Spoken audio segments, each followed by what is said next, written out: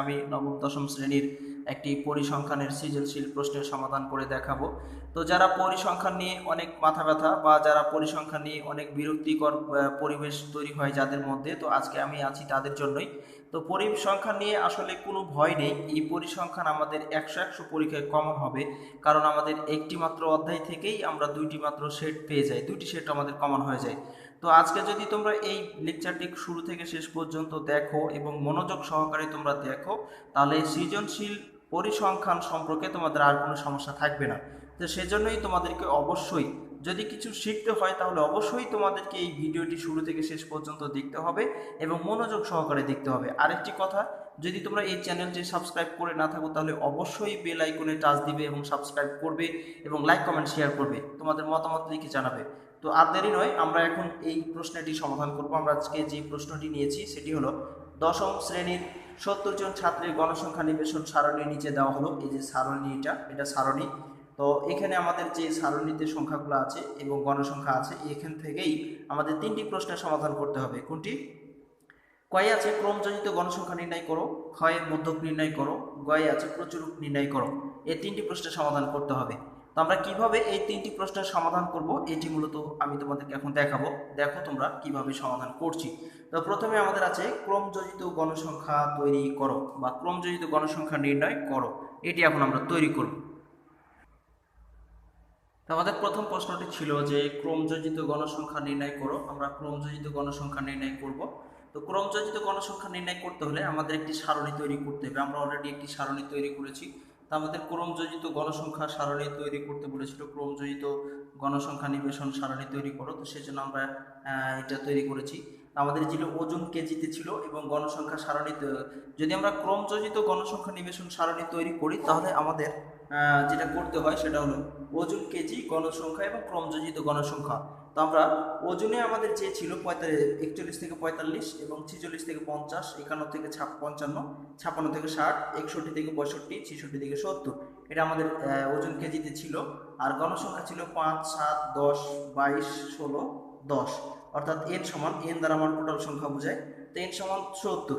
আর ক্রমযোজিত এখানে যেটা করতে হয় সেটা হলো এখানে 5 আছে তাই এখানেও 5, আর 7 আর 5 12, এভাবে যোগ করে নিতে হয়। তাহলে 7, 5, 12, আবার 12 আর 10 22, আবার 22 আর 22 হচ্ছে 44, 44 আর 16-তে হচ্ছে 60, আর 60 আর 10-এ হচ্ছে 70। এই হলো ক্রমযোজিত গণসংখ্যা সারণী তৈরি করার নিয়ম। এভাবেই ক্রমযোজিত সারণী তৈরি করতে হয়। এটি আমাদের কয়ের উত্তর হয়ে গেল। খুব সহজ, এটি কয়ের উত্তর তৈরি করা আসলে খুবই সহজ। এভাবেই ক্রমযোজিত সারণী নির্ণয় করতে বললে এইভাবে আমরা একটি সারণী তৈরি করব, যেটা আমাদের ক্রমযোজিত সারণী হিসাবে পরিচিত। এখন আমরা পরের প্রশ্নটি উত্তর করব। পরের প্রশ্নে আমাদের ছিল মধ্যক নির্ণয় করো। তো আমরা এখন আমরা মধ্যক নির্ণয় করব। আমাদের দ্বিতীয় প্রশ্নটি ছিল খ, যে মধ্যক নির্ণয় করো। তো মধ্যক নির্ণয় করতে হলে আমাদের একটা সারণী তৈরি করতে হয়, সেই জন্য আমরা লিখেছি মধ্যক নির্ণয়ের সারণী ক্ষয়ে। তো মধ্যক নির্ণয়ের সারণী যেটা আমরা ক্রমযোজিত সারণী পাই ওখান থেকেই আসলে মধ্যক নির্ণয় করা যায়। তো সেই জন্য আমরা লিখেছি মধ্যক নির্ণয় সারণী। মধ্যক নির্ণয় সারণীতে শ্রেণীব্যাপ্তি, গণসংখ্যা, ক্রমযোজিত গণসংখ্যা লাগে। তো যেহেতু আমাদের এখানে ওজন কেজিতে দেওয়া আছে, তো সেজন্য আমরা শ্রেণীব্যাপ্তির জায়গায় ওজন কেজি দিয়েছি এবং এগুলো আমাদের আগে থেকে ছিল। গণসংখ্যা, ক্রমযোজিত গণসংখ্যা, এটা আমরা সারণী তৈরি করে সারণীটা বের করে রেখেছি।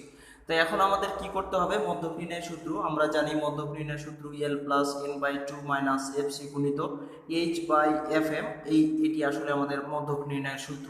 তো এখানে আমরা এই জাতীয় মানগুলা বের করে নেব। তো আমরা এখানে একটা এন এর মান আমরা জানি, এন দ্বারা মোট সংখ্যাটাকে বোঝায়। তো এখানে 70 জন ছাত্র ছিল, সেই জন্য আমরা কি করেছি 70 জন, এন সমান 70, তো এন বাই 2 সমান হচ্ছে 35। তো এই 35তম মানটা, যেই গণসংখ্যার মধ্যে 35তম মানটা যেখানে আছে ওর উপাত্তের নিম্ন সীমাটা হবে এল এর মান। অর্থাৎ এখানে আছে 35, তাহলে 5 আর 7, 5, 12, 12 আর 10, 22, 22 এখানেও নাই, তাহলে 22 আর 22, 44। অর্থাৎ এই ঘরের এই 22 গণসংখ্যা যে 22 আছে, এই 22-এর 44 পাচ্ছি আমরা এখানে। তো এই 44, 7, 5, 12, 12, 10, 22 আর 22, 44, অর্থাৎ 35তম মানটা এই ঘরে আছে। তো এই ঘরের নিম্ন সীমাটা হচ্ছে এখানে আমাদের 56। তো এই নিম্ন সীমাটাই হবে এল এর মান। অর্থাৎ আমরা এল সমান লিখতে পারি যে 51, এল সমান আমরা 56। তাহলে এল এর মানটা আমরা এইভাবে বের করতে পারবো। আবার বলে দিচ্ছি, আমরা n/2 বের করার পরে যে মানটা পাবো এই মানটা গণসংখ্যার কোন ঘরে উপস্থিত আছে ওই ঘরের শ্রেণীব্যাপ্তির নিম্ন সীমাটা হবে এল এর মান। তো সেজন্যই আমরা এল এর মানটা এইভাবে বের করলাম। এরপরে n/2 তো আমরা পেয়েছি, এফসি এর মানটা এবার আমরা বের করব। তো এফসি এর কিভাবে বের করব? এফসি সমান হচ্ছে সর্বোচ্চ গণসংখ্যার পূর্ববর্তী ক্রমযোজিত গণসংখ্যা। তো সর্বোচ্চ গণসংখ্যা হচ্ছে এখানে 22, এর পূর্ববর্তী ক্রমযোজিত সংখ্যাটা হচ্ছে 22। তো এফসি সমান হবে আমাদের কত? 22। এরপরে আমাদের বের করতে হবে এফএম। তো এফএম এর মান কিভাবে বের করব? এফএম এর মানটা হচ্ছে সর্বোচ্চ গণসংখ্যা। তো সর্বোচ্চ গণসংখ্যা এখানে 22, তো সেই জন্য আমরা এফএম সমান লিখব 22। এরপরে হচ্ছে এইচ দ্বারা বোঝানো হয় ব্যবধান। তাহলে এইচ আমাদের শ্রেণীব্যাপ্তি 41 থেকে 45, এর ব্যবধান হচ্ছে আমাদের 5, তো আমরা এইচ সমান লিখব 5। এরপরে আরেকটি আছে, সেটি হলো কি এফএম, আর আমাদের নাই, আমরা সবগুলার মান পেয়ে গেছি। এখন আমরা শুধুমাত্র মানটা বসাবো। তাহলে মধ্যক সমান আমরা এল এর মান পেয়েছি কত? 56। তো সেই জন্য আমরা এখানে বসাবো কত? 56 প্লাস n/2 সমান পেয়েছি আমরা 35 আর মাইনাস এফসি সমান পেয়েছি আমরা 22। তো সেই জন্য এখানে 22 আর এইচ হচ্ছে 5, তাহলে আমরা উপরে 5 দিলাম আর এফএম এর মানটা পেয়েছি আমরা 22। তো সেই জন্য আমরা এখানে 22 দিলাম। এরপরে কি করব? এরপরে 56 আছে, 56 থাক, প্লাস 35 থেকে 22 বাদ দিলে কত থাকে? 35 থেকে 22 বাদ দিলে 13 থাকে, অর্থাৎ 3 থেকে 2 বাদ দিলে 5 থেকে 2 বাদ দিলে 3 থাকে, আর 3 থেকে 2 বাদ দিলে 1 থাকে, 13 গুণিত কি 5/22। তো এখন আমরা 56 আমাদের থাক, প্লাস এই 13, 5 13 65 আমরা উপরের সাথে গুণ করে দিলাম। এরপরে কত হচ্ছে? 22। তো এখন আমরা এটা দুইভাবে করতে পারি, একভাবে লসাগু করেও করতে পারি আর সরাসরি ভাগ করে দিয়েও করতে পারি। তো আমরা সরাসরি ভাগ করব, তাহলে আমাদের বেশি সুবিধা হবে। তাহলে 56 প্লাস আমরা 65কে 22 দিয়ে ভাগ করলে 2.955 পাবো। তাহলে আমরা এটা 2.955 আসে। তাহলে আমরা এটা ভাগ করব, ভাগ করে দিলে সহজ হবে। তো 56 দিয়ে কত হচ্ছে? তাহলে 58.955, এটি হয়ে গেল আমাদের ও যেহেতু আমাদের কেজিতে বলেছিল, তো সেজন্য আমরা এখানে লিখে দেবো কেজি। ঠিক আছে, এটি হয়ে গেল আমাদের মধ্যক নির্ণয়। তাহলে এটি হয়ে গেল আমাদের মধ্যক নির্ণয়। তো খুব সহজেই তোমরা এভাবে মধ্যকগুলা নির্ণয় করতে পারবে। আমার মনে বিশ্বাস যে তোমরা এইভাবে তোমাদের মধ্যকগুলা তোমরা নির্ণয় করতে পারবে।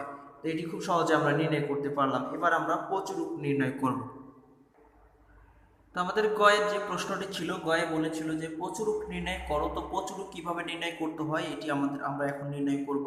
তো প্রচুরক নির্ণয় করতে হলে আমাদের প্রথমে সূত্রটি জানতে হবে। প্রচুরক নির্ণয়ের সূত্রটি হচ্ছে L+F1/F1+F2 গুণিত এইচ। তো আমরা n/2, n সমান আমাদের ছিল 70, তো n/2 সমান তাহলে 35, আর l এর মানটা আমরা n/2 যেটা পাই ওটা থেকে একটু আগেই তো আমরা বললাম যে n/2 এর মান বের করার পরে ওই মানটা যে গণসংখ্যার সারণীতে পাওয়া যাবে ওই সারণীর শ্রেণীব্যাপ্তির নিম্ন সীমাটা। তো আমরা 35 এর মধ্যে আছে, তো এই 35 সারির মধ্যে সর্বনিম্ন সীমা হচ্ছে 56 শ্রেণীব্যাপ্তির, সেজন্য আমরা এল এর মান 56 লিখেছি। এরপরে আমাদের এখানে F1 এর মানটা বের করব। তাহলে F1 এর মান কিভাবে বের করতে হয়? সর্বোচ্চ গণসংখ্যার সাথে পূর্ববর্তী গণসংখ্যা বিয়োগ করতে হয়। তো সর্বোচ্চ গণসংখ্যা হচ্ছে এখানে 22, তো 22 সাথে যদি আমরা 10 বিয়োগ করি তাহলে কত থাকবে? 10 বিয়োগ করলে আমাদের এখানে থাকে 22 সাথে 10 বিয়োগ করলে 12 থাকে। তো আমরা F1 এর মান পেলাম 12। এবার F2 এর মান যেভাবে বের করতে হবে সেটা হলো যে সর্বোচ্চ গণসংখ্যার সাথে, এবার সর্বোচ্চ গণসংখ্যা 22, এর সাথে নিচের সংখ্যাটা বিয়োগ করতে হবে। তার মানে 22 সর্বোচ্চ গণসংখ্যা, নিচের সংখ্যা হচ্ছে 16। তো বিয়োগ যদি করি 22 থেকে 16 বিয়োগ করলে কত থাকবে? তাহলে 12 থেকে বিয়োগ হলো 6, 12 থেকে 6 বাদ দিলে 6, তাহলে হলে 2, তাহলে 6 হচ্ছে। তাহলে আমরা F2 এর মান পেলাম কত? 6। এরপরে আমাদের এইচ সমান, তো আমরা একটু আগে বললাম এইচ হচ্ছে ব্যবধান, শ্রেণীব্যাপ্তির ব্যবধান। এখানে 41 থেকে 45 এর ব্যবধান হচ্ছে 5, তো আমরা এইচ সমান হলো 5। এখন আমরা মান বসাবো। তাহলে মান যদি বসাই তাহলে কিভাবে বসাবো তোমরা দেখো। এল এর মান হচ্ছে আমরা পেলাম কত? 56, তাহলে আমরা 56 প্লাস F1 সমান পেয়েছি 12, তাহলে সেই জন্য আমরা উপরে বসাবো 12, আর F1 সমান পেয়েছি আমরা 12, আর F2 সমান পেয়েছি কত? 6। এখানে 6 বসাবো, গুণিত এইচ হচ্ছে 5, তো সেই জন্য আমরা 5 বসিয়ে দিলাম। এখন 56 আছে, 56 থাক, প্লাস এটা উপরের সংখ্যা তো গুণ যদি করে দিই 5 12 60, তাহলে 60 করে দিলাম, আর 12 হচ্ছে কত? 18। তো তো 12 6 হয়ে গেল 18, এরপরে 56, 60কে যদি আমরা 18 দিয়ে ভাগ করি, তো 60কে আমরা 18 দিয়ে ভাগ করলে পাবো 3.33 এর এইটি পাবো। তো এখন আমরা যদি যোগ করে দিই তাহলে 56 3 কত 59, তাহলে আমরা পেয়ে যাচ্ছি 59.33। তো এটি হয়ে গেল আমাদের প্রচুর, খুব সহজ।